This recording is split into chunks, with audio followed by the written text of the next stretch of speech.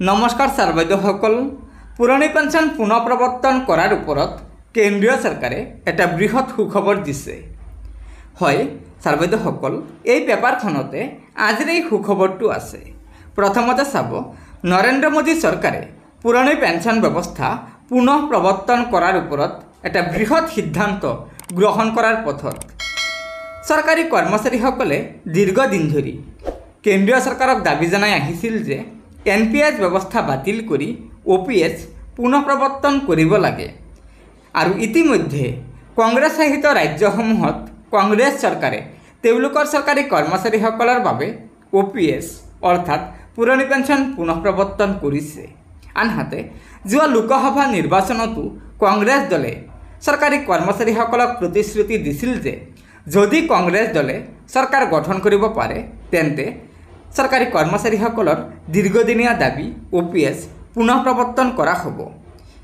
আৰু চৰকাৰী সূত্ৰ অনুসৰি পুৰণি পেঞ্চন ব্যৱস্থাৰ পুনৰ প্ৰৱৰ্তনৰ বাবে শনিবাৰে অৰ্থাৎ আজি প্ৰধানমন্ত্ৰী নৰেন্দ্ৰ মোদী ডাঙৰীয়াই কৰ্মচাৰী নেতাৰ বৈঠক আহ্বান কৰিছে। সভাৰ আমন্ত্ৰণ পত্ৰত এই বিষয়ত হোৱা আলোচনাৰ কথা উল্লেখ কৰা হৈছে।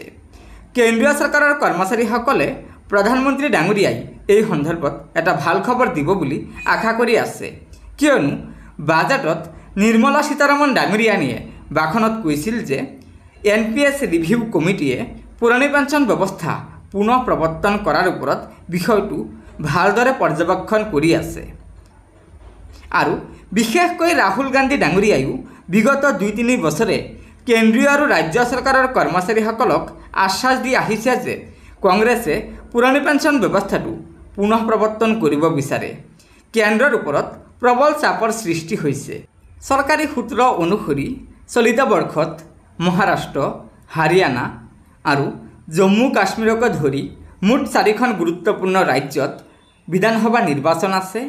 আৰু যোৱা লোকসভা নিৰ্বাচনতো উক্ত ৰাজ্যকেইখনত BJP দলৰ ফলাফল বেয়া হৈছে, যাৰ কাৰণে আগন্তুক বিধানসভাত যাতে BJP দলে ৰাজ্যকেইখনত ভাল ফলাফল প্ৰদৰ্শন কৰিব পাৰে তাৰ বাবে মোদী ডাঙৰীয়াই চৰকাৰী কৰ্মচাৰীসকলৰ দীৰ্ঘদিনীয়া দাবী OPS পুনৰ প্ৰৱৰ্তন কৰাৰ বাবে চিন্তা চৰ্চা কৰি আছে। আৰু ইতিমধ্যে এই সন্দৰ্ভত JCMৰ লগত মোদী ডাঙৰীয়াই প্ৰথমটো বৈঠক অনুষ্ঠিত কৰিবলৈ গৈ আছে, যাতে চৰকাৰী কৰ্মচাৰীসকলৰ সমস্যা সমাধান হয়। তাৰ বাবে মোদী চৰকাৰে JCMৰ লগত এই বৈঠকখন আজি অনুষ্ঠিত কৰিব। গতিকে আশা কৰা হৈছে যে এই বৈঠকৰ পৰা চৰকাৰী কৰ্মচাৰীসকলে নিশ্চয় পুৰণি পেঞ্চন পুনৰ প্ৰৱৰ্তনৰ ওপৰত এটা ভাল সুখবৰ পোৱাৰ পূৰ্ণ সম্ভাৱনা আছে। গতিকে ছাৰ বাইদেউসকল, লগৰ বন্ধুবৰ্গক এই ভিডিঅ'টো শ্বেয়াৰ কৰি আজিৰ এই গুৰুত্বপূৰ্ণ খবৰটো জনাই দিব। আৰু নতুনকৈ অহা ছাৰ বাইদেউসকলে অনুগ্ৰহ কৰি আমাৰ এই চেনেলটো ছাবস্ক্ৰাইব কৰি ল'ব। ধন্যবাদ।